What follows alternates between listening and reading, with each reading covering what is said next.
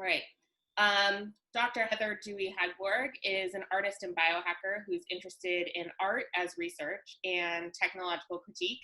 Her controversial biopolitical art practice includes the project Stranger Visions, in which she created portrait sculptures from analyses of genetic material collected in public places. And most recently, you're a contributor to our new magazine, Biodesigned. So thanks so much for chatting with me today, Heather. Yeah, great to be here. Thank you for having me. Yeah. So I'm really excited that you contributed to Biodesigned. And in your piece for the first issue, you write about your piece, Lovesick Futures. Can you explain and describe that piece a little bit for us? Yeah, absolutely. So the article on Biodesigned kind of elaborates on an artwork that I made about a year ago called Lovesick. And Lovesick is the creation of an actual love virus. So I worked in collaboration with a company in Philadelphia called Integral Molecular. I was an artist in residence there.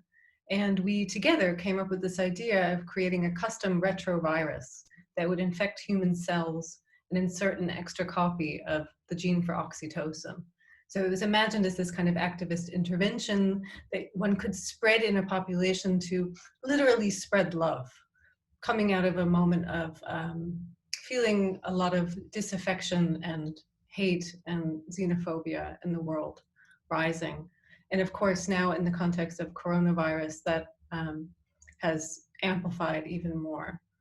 And so the current article in Biodesigned responds to that context more recently. Yeah, I mean, it was so timely, and certainly a virus now. I mean, it was really lucky for us because we were having an issue about viruses, and you had already done that. But at the time, why did you decide to make a virus? Well, I was invited to do a residency in a virology lab. You know, one likes to make use of the opportunities that come one's way. And the interesting thing was walking into that lab, and at first when I went in, I didn't know what I wanted to work on. But I went in and I got a tour, and it felt immediately familiar. So it reminded me so much of work that I'd been doing already with molecular biology, with cell culture.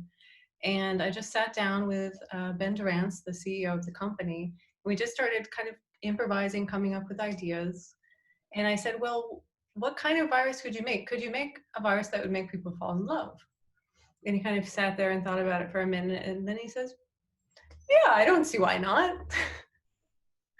And that's kind of the amazing thing that happened then. I mean, we just pursued that project and kind of, we made a document and started brainstorming ideas about how to approach it. And then really within less than a month, start to finish, this virus had been created and proved to be successful in infecting human cells. I mean, just thinking about like the concept of that and the testing that goes into it, and then looking at our current situation, and how many people are now all of a sudden so interested in virology, and also, you know, the transmission of viruses and how that works and how that happens. You know, looking at the current situation with the coronavirus, I mean, do you think that you know, you would want to show it again, the piece, and make it? Would you tweak it at all now that people are more familiar with the way that virology works, or that there's this like huge you know, popular sort of obsession with the way viruses are transmitted? Would you tweak it at all? I think I would expand it. I mean, so what I've done is I've kind of taken that original piece. So the original piece is the virus. And that can't really be exhibited. I mean, it just, you know, it exists in a petri dish, basically. Sure. And so then everything else becomes a layer on top of that. How do you make that something that people can see and experience in some way? And so the first version of that work that I made last year involved the first steps of thinking through a narrative around it, and then making that available through sculptures, through sound, through video, through photographs. And now I think I would expand that a bit more. So in upcoming shows when museums reopen again, hopefully, there will be an opportunity to bring more of the narrative that I shared in the Biodesigned publication into the gallery space as well. So to kind of just bring the future narrative idea of it out more. In Right. particular, to get the audience to kind of think of their own imaginary futures. What do they want to see? How could they imagine biotechnology maybe shaping the world in a way that is not so dire and is not so depressing, but maybe that is something that really brings us together. You're sort of touching on my next question, which is that your work is known for this, sitting on this line between this visions of techno dystopia, biology, and political commentary, and then engaging a user or a visitor with your work. How do you think, though, that more largely biodesign as an industry, or a scientific practice or an arts practice can provide a space for emerging artists and designers to engage with current events in the way that a lot of your work does?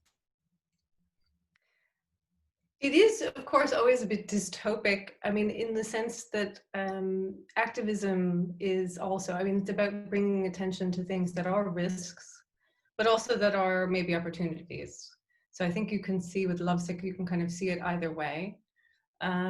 It does point out that there are these emerging technologies that could be used maybe in ways that we're not comfortable with, but also that there might be potential there that we can exploit for purposes that would be liberatory, perhaps. So in general, I think for artists and designers, it's a fascinating area to bring your own political and subjective voice to. There's so much space there.